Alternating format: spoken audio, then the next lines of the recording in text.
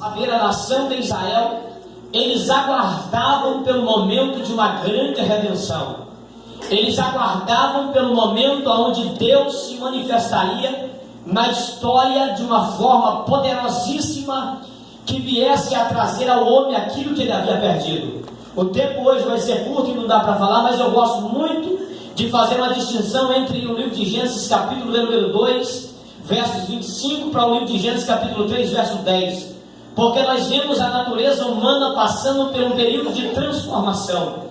Quando você abre a sua Bíblia em Gênesis capítulo 2, versículo 25, a Bíblia diz que Adão e Eva estavam nus no jardim do Éden, os dois estavam nus, andando juntos, e a Bíblia diz que eles estavam nus e não se envergonhavam.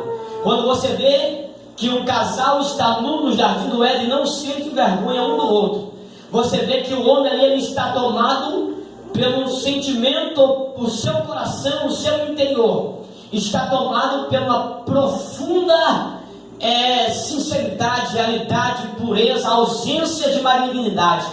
O homem que, Gênesis capítulo 2, versículo 25, é o homem que não possui no seu coração maldades. É o homem que ele anda nu com a sua mulher dentro do jardim, ninguém sente vergonha, não há maldade nisso.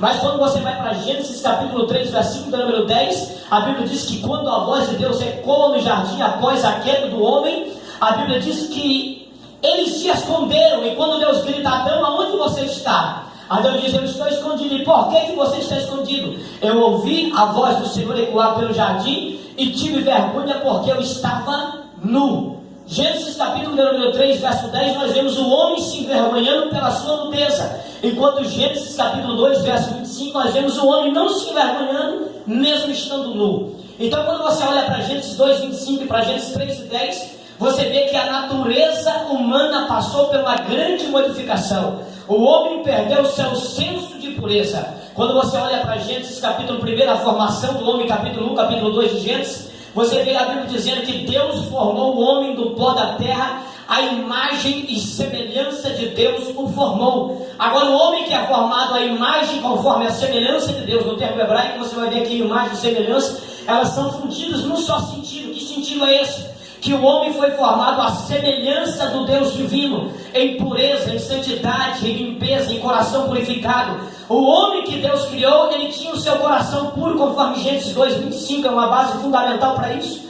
Porém, quando o pecado entra na humanidade, quando o pecado toma conta do coração do homem, o homem agora não é mais um homem íntegro, puro, de coração reto, como era antes da queda. O homem agora é um homem que ele tem a malignidade no seu coração, que ele percebe a sua nudez. E agora, a partir desse momento em que o homem cai no senso de malignidade, é a hora que a natureza humana começa a pedir por um Salvador, por um libertador, que trouxesse o homem para o seu senso original. É o momento em que a natureza humana começa a pedir por misericórdia. Paulo escreve aos Efésios capítulo 3, verso 2, dizendo que nós éramos por natureza filho da ira. Quando Paulo diz que nós éramos por natureza, Paulo está dizendo: você não precisa nascer e ser um prostituto, ser um drogado, ser um efeminado, para você ser digno da ira, não. Você, pela sua própria natureza humana, já é filho da condenação. É por isso que João capítulo número 3, verso 17 e 18,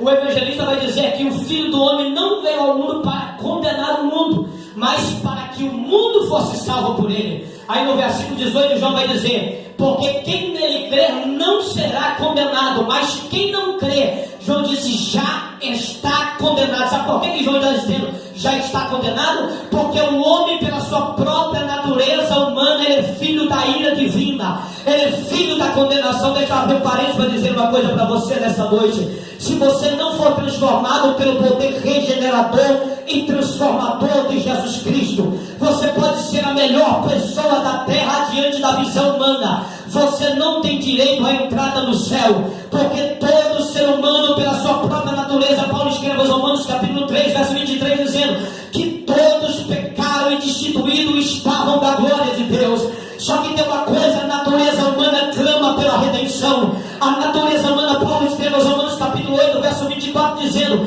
que não só nós, mas também a terra geme com gemidos inexprimíveis, aguardando o dia da grande redenção, quando Jesus Cristo, nosso Deus, irá transformar a nossa natureza corrupta. Paulo escreve aos Coríntios capítulo 15,